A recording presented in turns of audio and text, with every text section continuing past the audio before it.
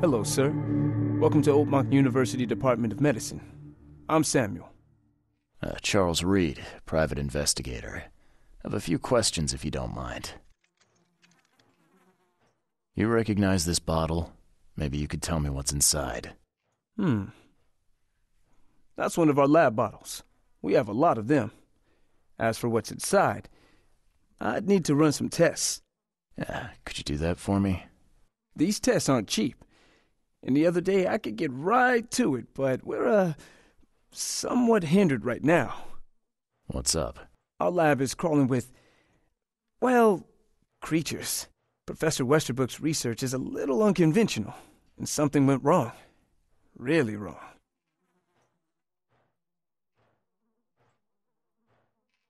So, if I do a little pest control for you, you'll run those tests for me. For free? Our budget is tight. You'd be helping the cause of science, Mr. Reed. Isn't that enough? Oh, I guess science could help itself. All right. Yes, you solve our problem, and I'll run the test for you. Off the books. Here's the key for the basement.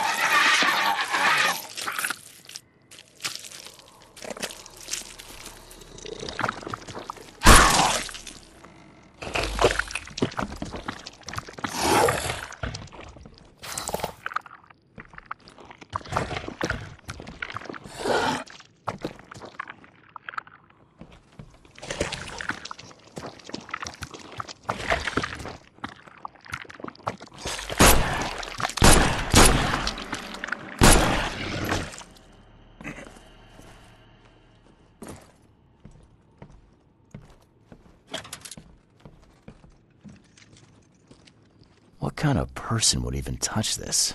Not to mention dissect it.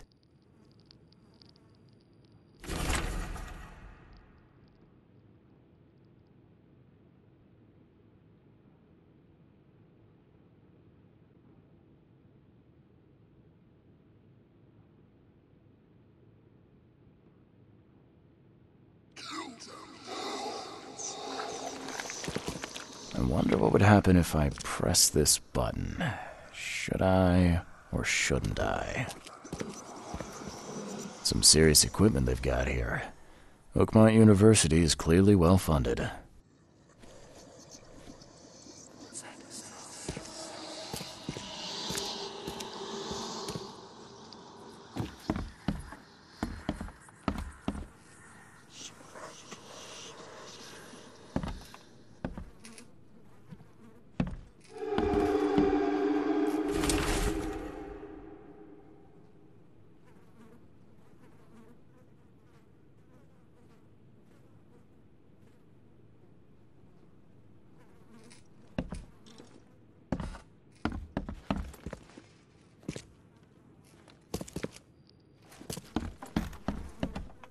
I'm glad this thing is dead. Why do they even keep it here?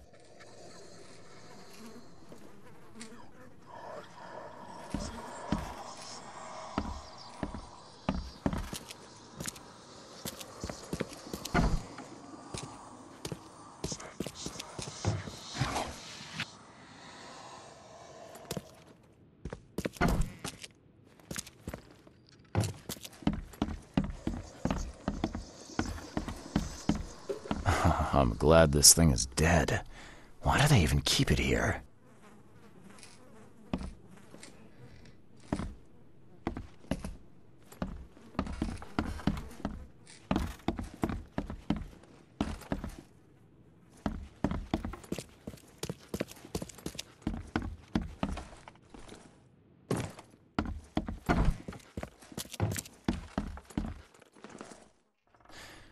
Your lab is certified creature-free. Excellent, Mr. Reed. You've done us a great favor. Now we can get things up and running again.